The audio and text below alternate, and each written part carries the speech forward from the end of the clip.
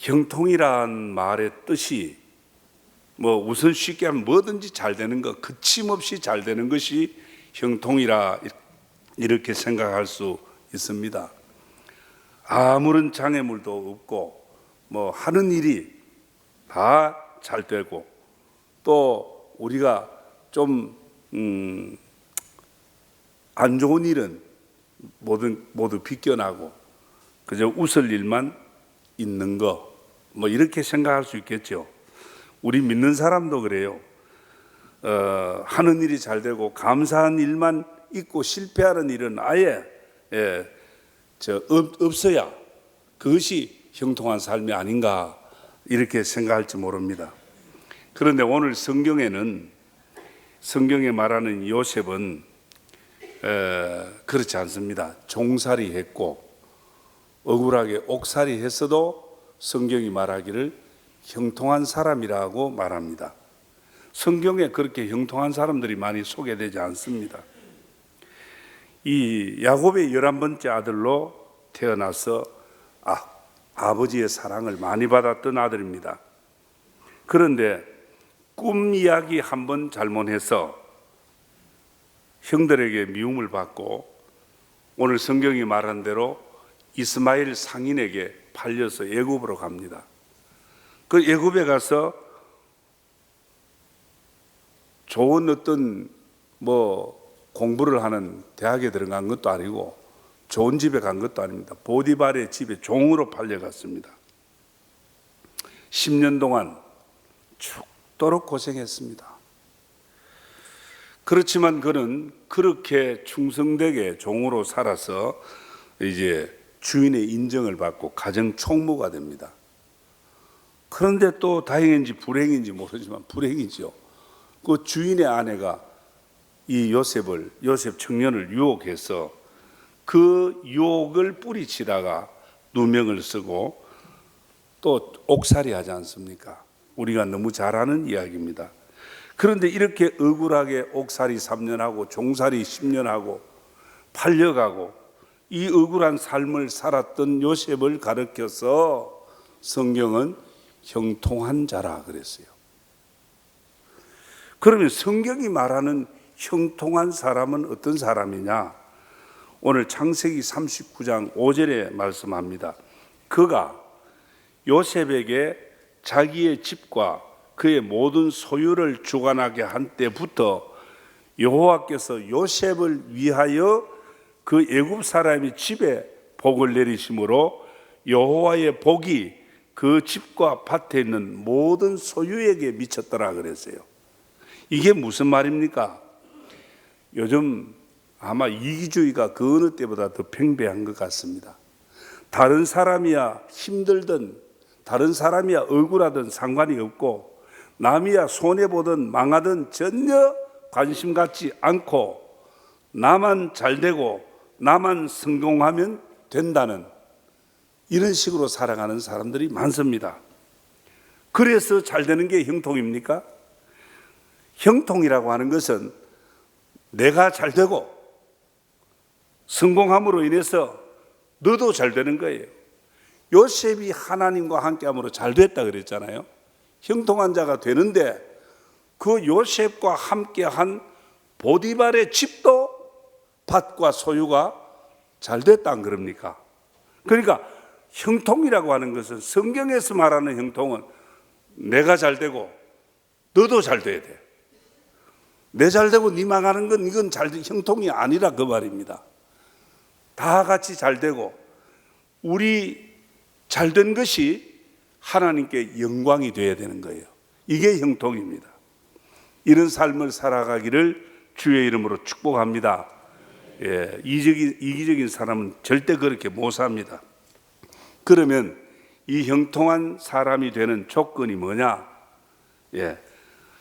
오늘 2절 말씀에 말하기를 여호와께서 요셉과 함께 하심으로 그가 형통한 자가 되어, 첫째 조건은 하나님과 함께 하시는 겁니다. 하나님이 함께 해 주시는 겁니다. 저와 여러분에게 하나님이 함께하는 은혜가 이 시간도 있는 줄 믿으시기를 축원합니다. 피조물 인간은 형통할 수 있는 이유가 창조주 하나님과 함께 할 때만 가능한 겁니다. 내가 열심히 일하고 내가 땀 흘리고 수고한다고 잘 되고 형통한 거 아닙니다. 요셉의 신분이 뭡니까? 지금은 요셉은 종임 노예입니다. 주인을 위해서 요셉은 주인의 집을 위해서 죽도록 일을 했습니다. 주인에게 인정받을 만한, 모든 걸 맡길 만한 그런 인정을 받았습니다. 그렇다면 얼마나 노력했습니까? 얼마나 수고했습니까? 그러나 오늘 이 요셉의 수고와 노력 때문에 형통한 자라고 성경은 말하지 않습니다. 오늘 사람이 잘되고 형통케 하는 힘은 하나님께 있음을 알 수가 있습니다. 이사야 41장 10절에 두려워하지 말라, 내가 너와 함께함이라. 하나님 함께한다 안 그럽니까?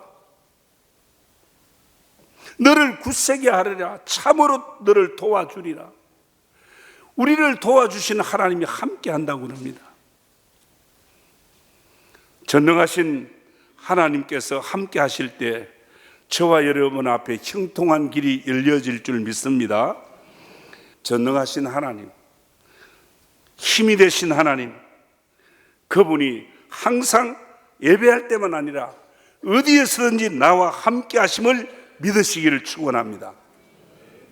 예수 믿는 사람과 함께 하시지 돈 많은 사람과 함께 하는 하나님이 아니에요. 똑똑하고 잘난 사람과 함께 하는 게 아니고 예수 믿고 그리스도의 십자가를 붙들고 사는 사람과 우리 하나님이 함께 하시는 줄 믿습니다. 그 하나님은 어떤 하나님? 나의 아버지 하나님으로 함께 하시는 거예요. 로마서 8장 31절에 그런즉 이 일에 대하여 우리가 무슨 말하리요? 만일 하나님이 우리를 위하시면 누가 우리를 대적하리요? 함께 하시는 하나님이 여러분들을 위해서, 여러분들의 삶을 위해서, 여러분들의 가정을 위해서, 여러분들의 모든 삶을, 직장과 범사의 삶을 위해서 함께 하시고 축복해 주시는 줄 믿습니다. 누가 대적할 사람이 없어요. 마귀의 권세, 세상의 권세, 두려워할 거 없습니다. 사드락과 메삭과 아베느고를 보십시오. 풀무불에 던져져도 그들이 잘못되지 않았습니다. 풀무불을 짓밟고 그 안에서 머리털 하나 상하지 않는 안전한 하나님의 구원을 보았습니다.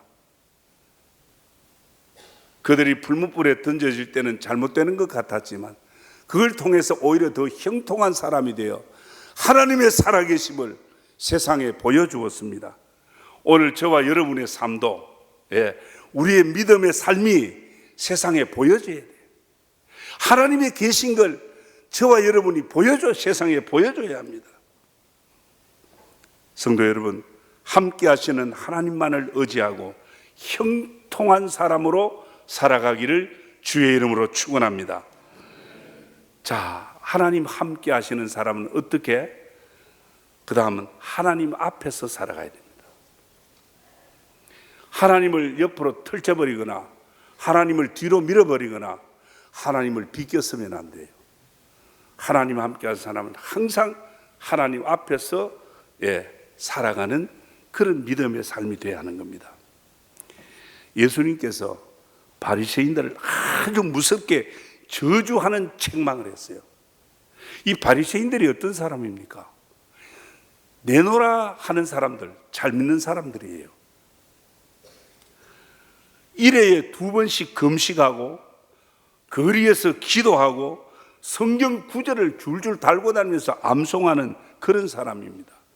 아니, 과부와 고아들을 돌보고 구제하는 일에 게을르지 않는 사람들, 정말 사람이 볼 때는 잘 믿어요. 그런데 왜 예수님이 책망합니까? 그들의 신앙이 하나님 앞에서 일어나는 게 아니고 항상 누구 앞에?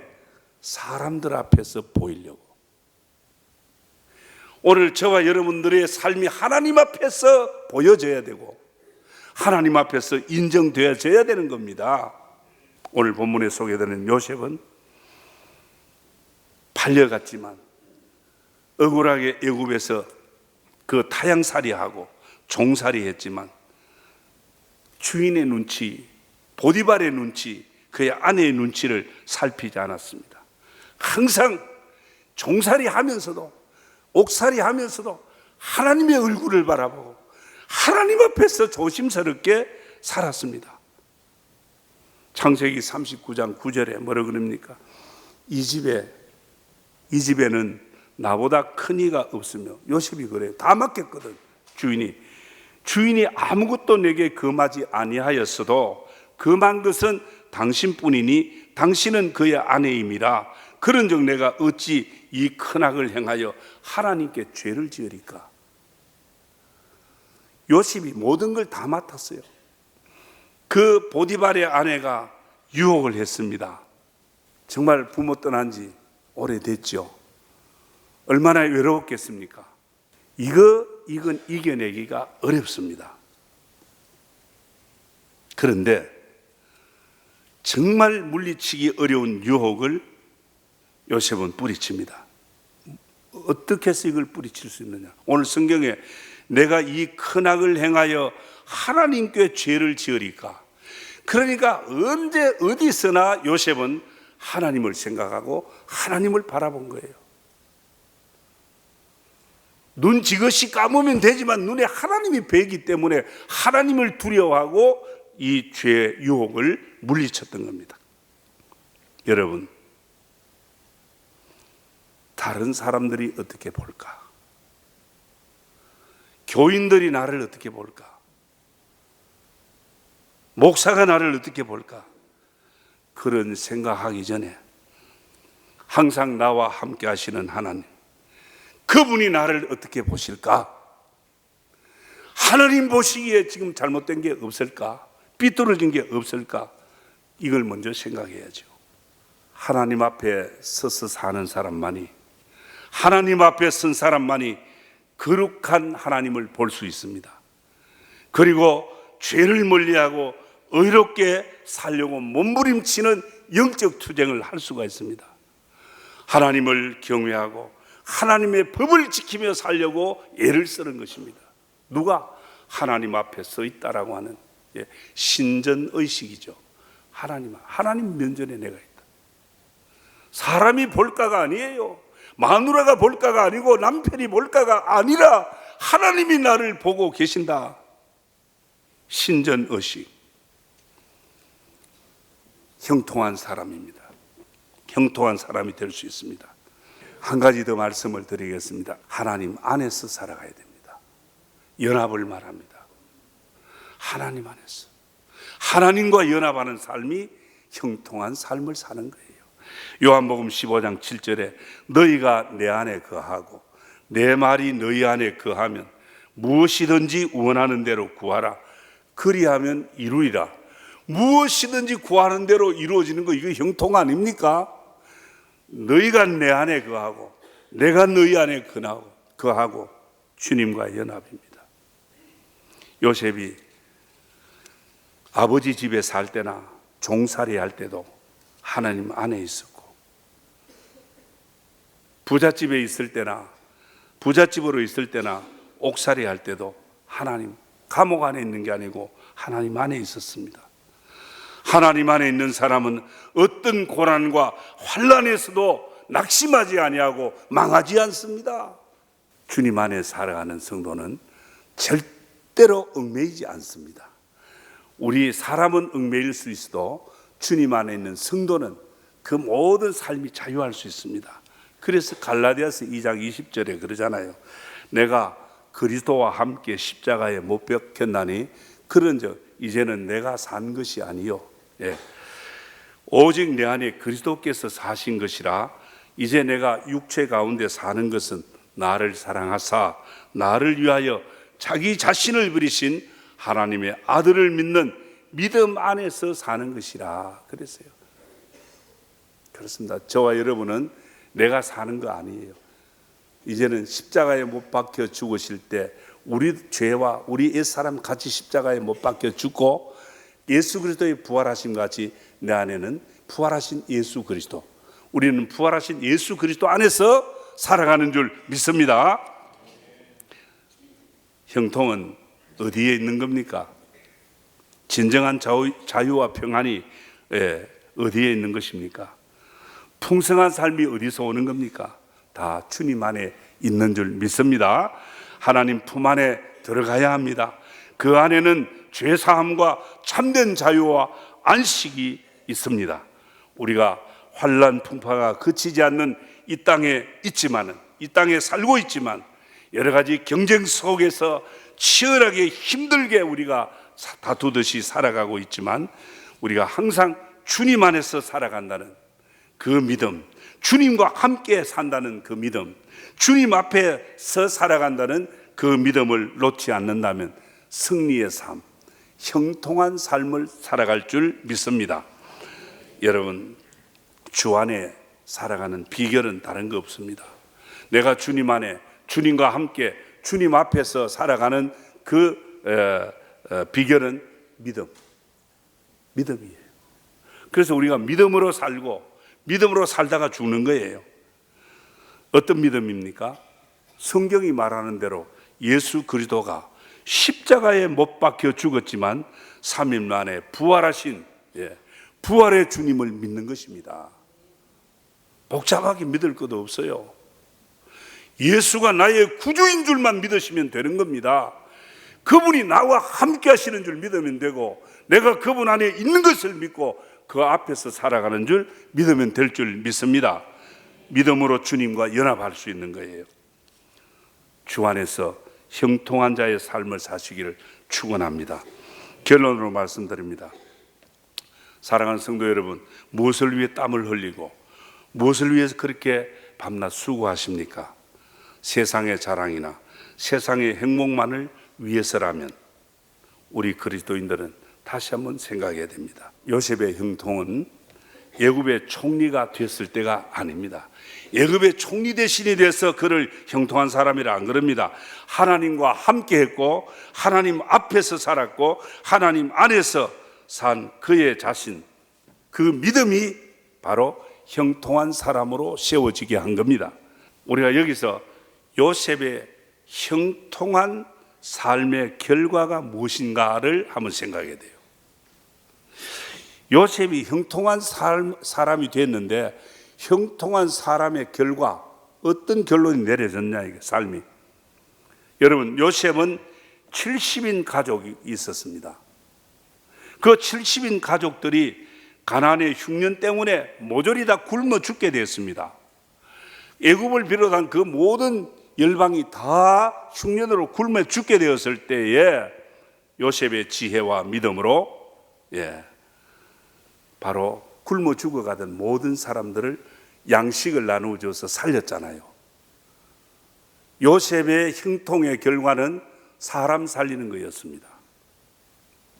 오늘 저와 여러분들이 예수 믿고 형통한 삶으로 살아가는 삶의 결과가 사람 살리는 결과를 가져와야 하나님께 영광이 되는 줄 믿습니다. 제가 이번에 아프리카를 다녀왔지 않습니까? 이 선교지에서 선교사들이 걱정을 많이 했어요. 그 아프리카는 굉장히 오지입니다. 그 서북 아프리카는 더 오지예요. 그런데 그건 테러도 많고 반군 세력 전쟁도 많고, 그래서 이쪽 나라로 피신하고 저쪽 나라로 피신하는 그런 선교사들이 많습니다. 공항에서 선교사들을 만났는데 너무너무 반가워 고맙다 그래요. 그럼 우리는 그렇게 반갑게 맞이하는 이유를 몰랐습니다. 그래서 차를 타고 가면서 이야기하는데 바로 공항 옆에 저쪽에서 일주일 전에 테러가 일어나고 20여 명이 죽었다는 겁니다. 그런 지역에서 선교하는 이 선교사들이 이제 그 교통비가 곧 가까운 나라, 차로 와도 1시간, 2시간 오는 거리인데도 이제 길이 나쁘니까 7시간, 8시간 오니까 비행기를 타고 오는 거예요. 비행기 삭시 너무너무 비싼 거예요. 그런 열악한 환경 속에서 그 테러 위협 때문에 선교지에 못 올 거라고 취소 공문이 올 줄 알았는데 우리는 몰랐어요. 알았으면 혹시 재고해 봤을지도 모르는데 그래서 이번에 선교대회를 잘 치루었는데 그 보고하는 보고를 들었습니다.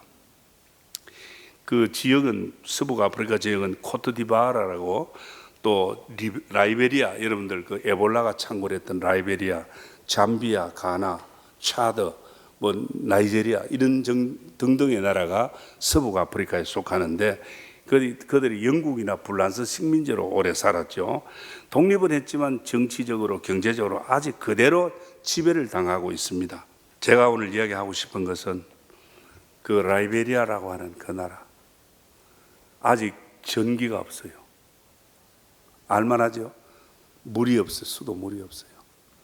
그러니까 전기도 없고 물도 없으니까 이 사람 이제 수도물이 없으니까 그 선교사 보고에 의하면은 밤에 잘 때 더워서 못 자니까 에어컨을 돌릴 수가 없잖아요. 그러니까 물을 큰 다라이에 물을 받아놓고 그 물에 들어가 잔답니다. 여러분 상상해 갑니까? 물에 들어가 자는데 아침에 일어나면 물에 불어가 퉁퉁 불어가지고 참 그런 열악한 환경 가운데서 사하라의 모래바람과 더불어서 얼마나 취약합니까? 거기에서 이 사람들이 뭘 하느냐? 사람 살리는 일, 영혼 살리는, 정말 버려진 땅에 가서 영혼 살리기 위해서 몸부림치는 선교사들. 가만 생각해 보니까 우리는 너무 호의호식한다, 그런 생각이 들어요. 그래서 제가 이번에 은혜를 많이 받았어요. 지금은 우리 GMS 선교사들이 아프리카에 안 들어간 지가 벌써 10년이 돼요.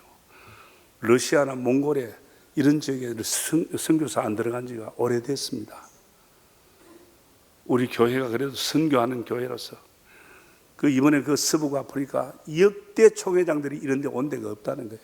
나는 짐에서 이사장 출신으로 총회장이기 때문에 총회에서 이번에 돈을 1,000만 원 들고 갔습니다. 1,000만 원 주고 더 주고 싶더라고. 그래서 선교사 가족 밥 한 끼 사는데 얼마냐? 한 120만 원 들어요. 된장찌개 요만한 거 한 그릇 놓고 우리 돈 16,000원 받아요. 5, 60명이 밥 먹으면 얼마입니까? 된장찌개. 조금 잘 먹었다면 그건 돈이 없어요. 그러게 밥 장사하면 돈 벌겠더라고. 짜장면 요만큼 놓고 우리 지금 일반 짜장에 3분의 1, 2분의 1도 안 될 거예요. 14,000원. 돈 되겠죠? 자, 제가 왜 선교지 이야기를 하느냐? 이분들이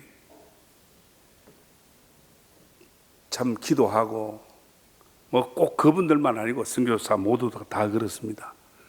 사람 살리는 일, 하나님께 가장 영광되는 일, 형통한 삶을 위해서입니다.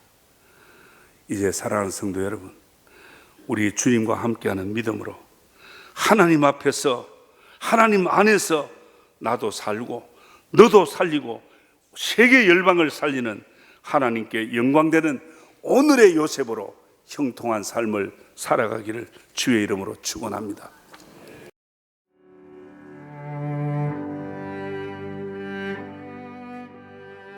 안녕하십니까? 저는 황금교회를 담임하는 박무용 목사입니다.